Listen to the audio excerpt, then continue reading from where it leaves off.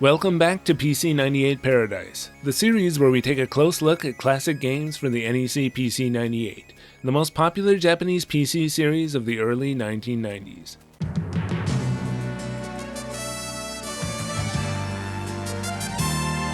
Macross, the classic 80s anime series that spawned a franchise, including tons of video games. There were a couple of them released for PC-88, but today I want to focus on the 3 Macross games released on the PC-98 by FamilySoft, specifically the first one, Macross Remember Me, which also happens to be the only one of the 3 that doesn't have a fan-made English patch. Now, if you're not familiar with the Macross series, that's alright. Don't turn off the video. I have to admit, I'm kind of a Macross noob myself. I had seen a little bit of some of the later iterations here and there, but I had never gotten around to watching the original 80s TV series or movie. But making this video gave me the perfect reason to finally do so, and I must say I'm really glad I did. To give a quick and dirty plot description for Macross, it's the far future year of 1999, when a giant space fortress crash lands on Earth. Humans repair it, learn its technology, and name it the SDF-1 Macross. Then in the even more futuristic year of 2009, alien giants called the Zentradi come looking for it and end up in a space war with the humans. Oh yeah, and there's a civilian city on board, complete with its own pop culture and a singing idol. I think that's what really sets Macross apart.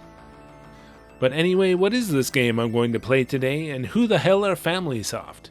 Well, they mostly released a bunch of graphic adventure and strategy games on Japanese PCs, and their not-so-family-friendly games were released under the brand named Apple Pie, but they're probably most well known for the fighting game series Asuka 120% Burning Fest. Never heard of it? Well, how about Mad Stalker? That was kind of well known for the Mega Drive version going unreleased until 2020. Okay, maybe FamilySoft is not very well known. Today's game, Macross Remember Me, is a tactical strategy game released in 1993 and based mostly on the Macross movie Do You Remember Love, released 9 years earlier. No screenshots on the back, that's always a good sign. On the side, I noticed the FamilySoft sticker that was originally used to seal the game. Inside we have a lot of stuff. First is the FamilySoft soft catalog. You'll notice a lot of Gundam games here, since FamilySoft also made the Gundam games for PC-98. And here, this first postcard is an order form. You'd check off which games you want and send it in the mail. Payment would be cash on delivery. Then we have a survey card, and another card for sending fan illustrations to FamilySoft. Not sure what they did with those after they received them. And finally, this form is for people experiencing technical difficulties with the game, like broken floppy disks. Then we get to the operation manual, which is in black and white, and not only includes a few original illustrations, in the back there's even a short Macross parody manga. The data book contains illustrations and descriptions of the game's characters and mechs. Those that are original to the game are in color, while the classic Macross characters and mechs are in black and white. The game itself is stored on 4 floppy disks, and there's no hard drive installer. However, there is an installation process. You see, this game requires DOS to run, but since DOS is owned by Microsoft, they couldn't include it on the disks. So you have to boot disk 1 and go through the process of installing DOS to the disk, using your own DOS system disk, which you have to provide. The previous owner seems to have already installed a perfectly good version of DOS 5 on mine, so I'll just leave it alone. It wasn't that uncommon for PC-98 games to use this system, and an example of another game that works this way I've shown on the channel is Rusty. Disk 4 also needs DOS installed since it needs to be booted to watch the opening. Since that's already been done, I'll just go ahead and boot Disk 4 to watch.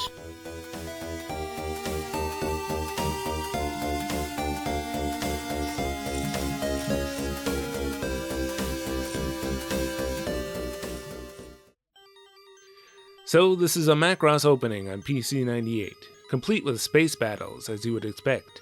Some of the animation is pretty cool. 3 of the classic Macross characters make an appearance. Hikaru Ichijo is a pilot and the main protagonist of the series.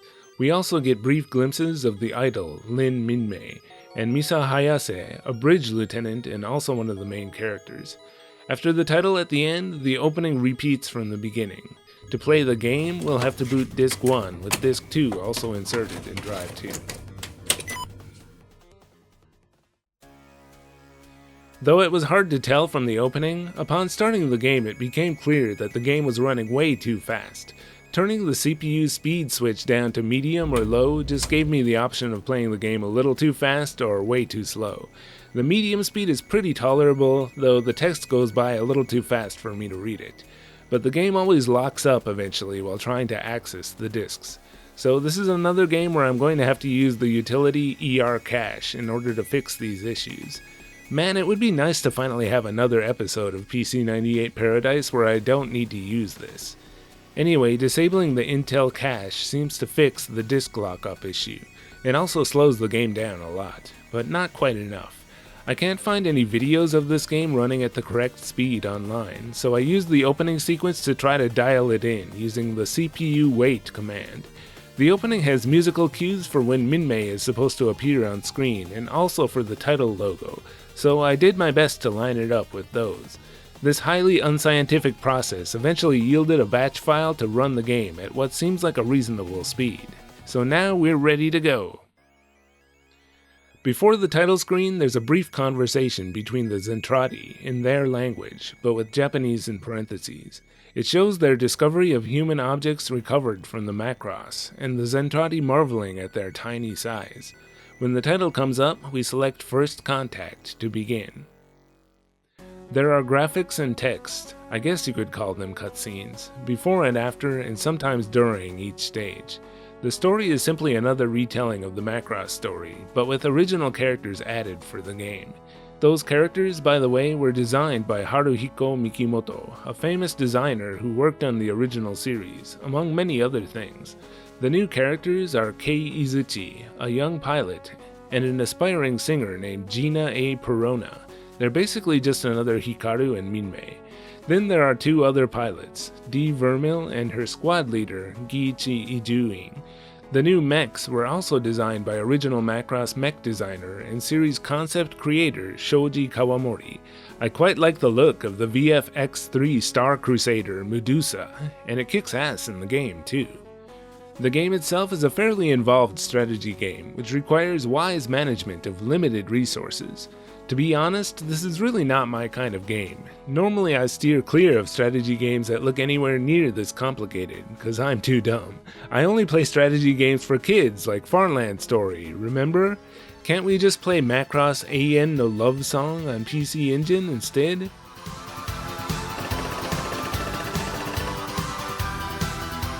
But this game was an official request from a longtime patron, so I gave it my very best shot. There are unfortunately no English or Japanese walkthroughs available that I could find, or even playthrough videos, so I was all on my own until I found this walkthrough in Korean. I'm grateful to the person who wrote this for giving me at least the basic information I needed to learn the game, which the manual fails pretty hard at. So on this pre-mission screen, first of all, productivity is by far the most important meter, since this is what you spend in order to fill up all the other meters. You can also spend productivity points to increase the max of the productivity meter, so you're going to want to invest as many points as you can spare here toward the beginning of the game. Durability is the Macross's HP, which you'll need to fill back up after each stage. Culture level, according to the manual, refers to the level of the parks and recreational facilities on the Macross. If you're familiar with the series, you'll know why this would be important, but it doesn't explain what this actually does in the game, and even the person who wrote the walkthrough doesn't know what it does, so probably don't bother with this stat. Guess my Macross will be uncultured. Technological level, on the other hand, is pretty important. Leveling this up will unlock new and better machines you can use. SUP is short for supplies, and these are repair parts for each of the different types of machines. When you have damaged units during a stage, you can put them in the hangar and they will gradually recover health each turn, but only if you have supplies. Finally, the SDF-1 icon is your hangar, and here you can see a list of available units, buy new ones, or rebuild lost ones using productivity points. Anyway, that's enough boring explanation. Let's select End and start the first stage. At the beginning of each mission, you've got to place your units around the Macross, and boy, this is a tedious process. You've got to select a ton of stuff before you can finally place each one. Not just here, but there are definitely a lot of playability improvements that could have been made to the interface in this game. Doing anything requires several clicks on both the units and the menu below. By the way, the sound effects in this game all use the beep sound channel only, which makes them sound kinda cheap. And every time you open the hangar menu to take out a unit, the music changes like something exciting is about to happen.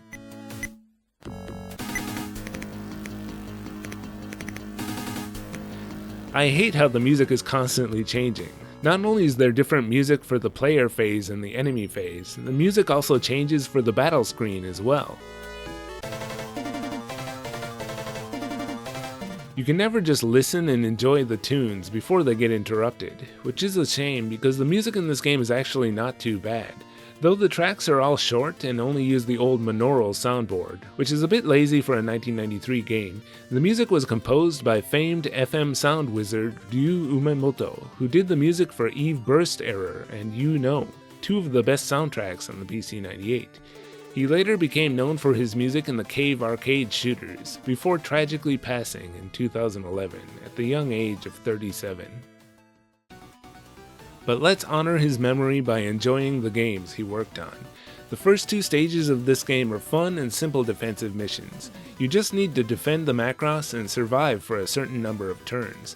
So if you just keep attacking and trying to keep the enemies away from the Macross, you'll probably get through these two missions pretty easily, though the Macross may be worse for wear, and you'll have to spend a lot of productivity points fixing it.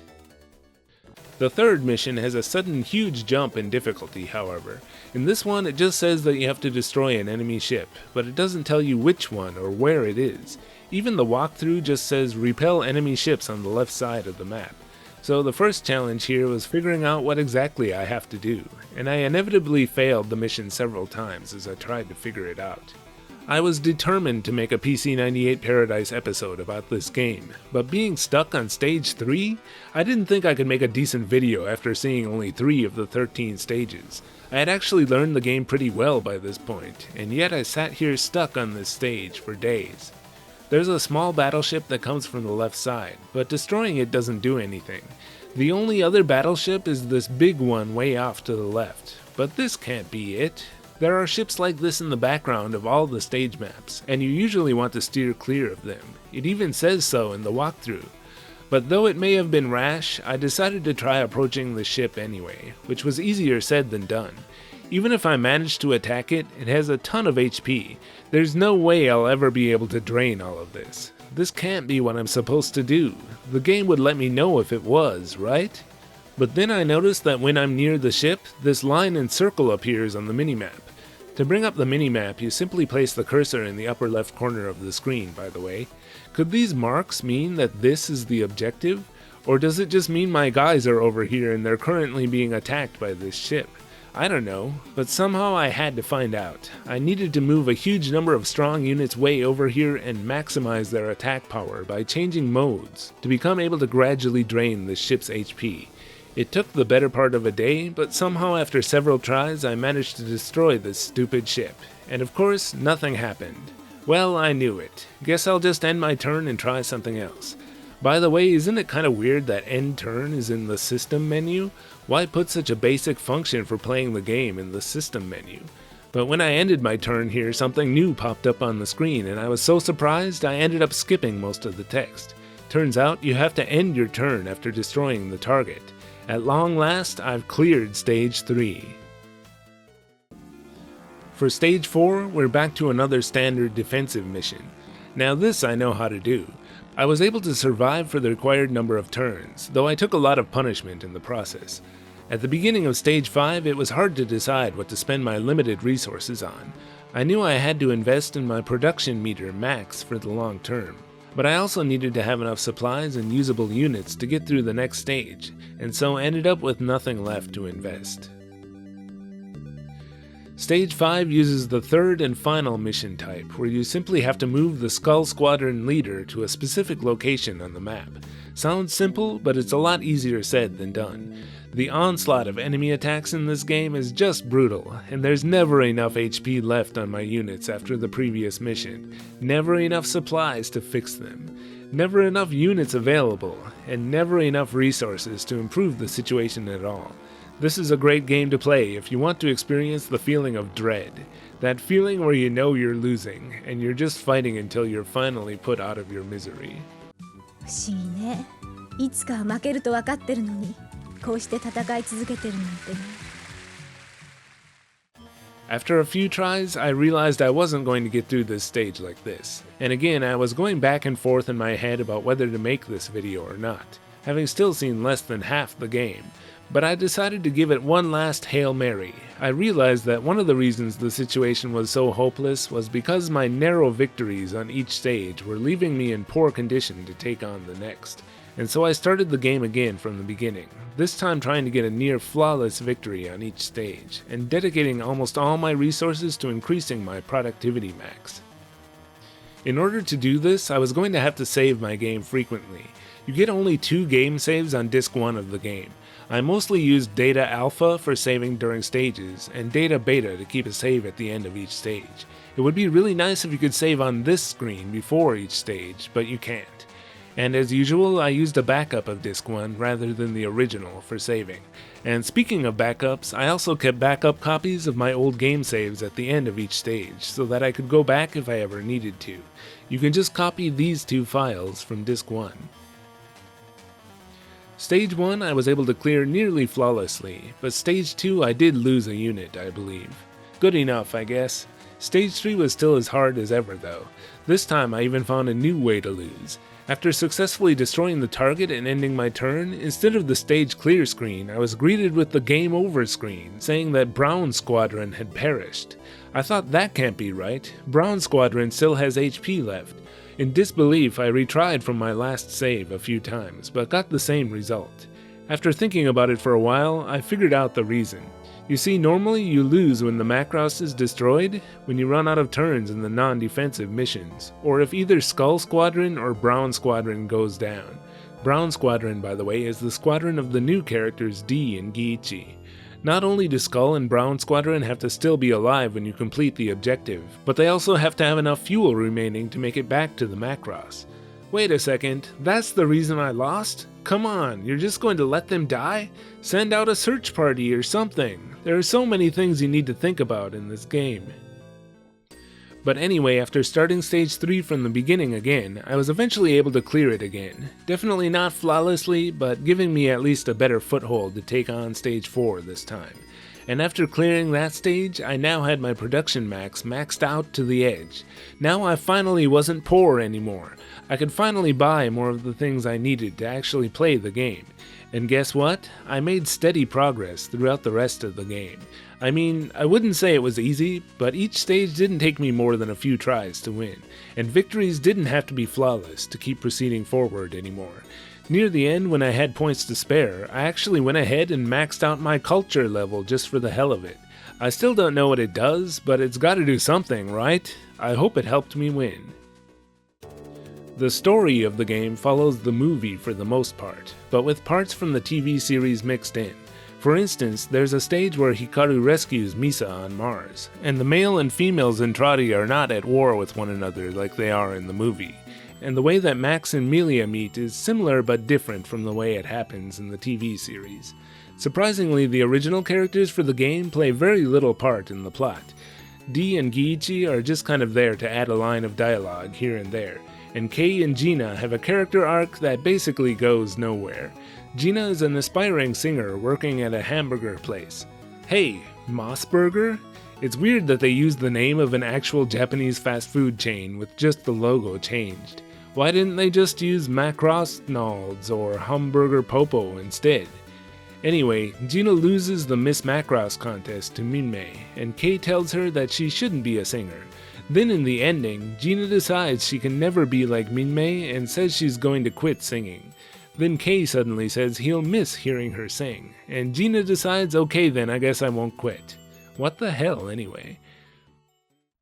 As for interesting stages, in Stage 8, the characters make their escape after being captured on the Zentradi ship, and you just have to bring the Skull Squadron back to the Macross. It's probably the shortest and easiest stage in the game, though having to start with whatever HP Skull Squadron has left from the previous stage does make it a little hard. I actually brought this Fokker all the way back to the Macross, but nothing happened. So then I thought maybe you have to return him to the hangar, which I did, and still nothing happened.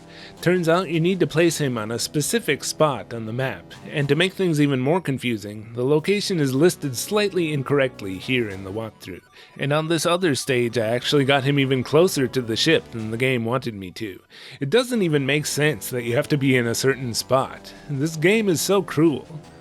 Speaking of cruel, if you're a Macross fan, you may have noticed that there's a character here who should have died on the Zentradi ship if you're following the movie chronology. And in the game, instead Kamjin kills him after he escapes, as he's trying to dock at the Macross. But let's move on to the final stage. Here we have to destroy the Zentradi mothership, while Minmay is singing. And I'm not gonna lie, this final stage was not exactly easy. You've gotta move whatever mobile forces you have left from the previous mission up here and try to drain the ship's 99 HP, a ridiculous amount for this game. All the while, the Macross is being absolutely pummeled and probably won't last for more than 4 or 5 turns.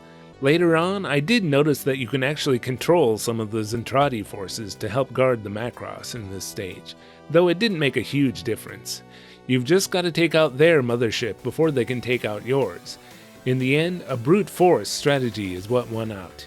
If I could give one important tip for this game that only gets a passing mention in the walkthrough, it's that there's strength in numbers. Your defensive and offensive advantage is determined by how many foes versus allies you have around you. So just move all your mobile forces up here together, surround the mothership, and fire at it until it finally dies. Holy crap, I just beat this game, and for a while I thought for sure I was going to be permanently stuck on either stage 3 or 5. The ending is pretty much just the movie ending, plus that dumb epilogue to Kay and Gina's arc I mentioned earlier. The ending uses the entirety of Disc 3, but I'm sure it has plenty of unused capacity left since there aren't many graphics. The credits are simply played over this shot of Minmay, and that's pretty much it.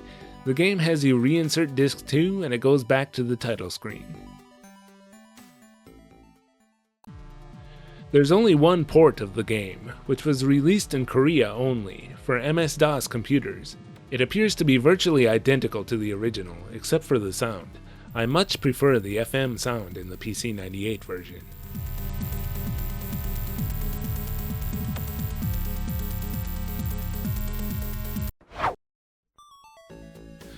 One thing I love about making these videos is that it forces me to have to sit down and try to finish a certain game, which I think is what's too often missing for most retro gamers. We're spoiled for choice nowadays, and on top of that, we usually just don't have either the time or the determination to sit down and really try to play an old game. Macross Remember Me is the kind of strategy game I never thought I would attempt to play. Not only does it have a lot of rules you have to learn, it also has a sudden steep difficulty curve in Stage 3. I thought the game was practically impossible, and so does this other Korean guy here. But it turns out that if you can manage to get a stable footing in the early stages, the difficulty actually mellows out after about Stage 5. Still, don't expect to play this game without having to start again from the beginning several times in order to get a good start. But that brings up a good question. Do I recommend that anyone actually plays this game at all? Well, at times I found myself surprisingly addicted to it, but not in a relaxing way, more of an anxiety-inducing way. I'm afraid I'm going to have to say that if you're not a big Macross fan who can read Japanese, then definitely no. And even if you are, then still probably no. The game is pure punishment for the majority of it, and to top it off, the graphics and sound are actually pretty underwhelming by 1993 PC-98 standards. It's cool that the original character and mech designers were involved, as well as an FM sound legend, but their work unfortunately isn't quite given its best chance to shine here. I guess FamilySoft figured they didn't have to expend much effort for a license-based title. At least I gather the next one is probably better, since it even got a second release on the PC-98. But most of all, I'm glad this video gave me an excuse to finally watch the original Macross TV series and movie.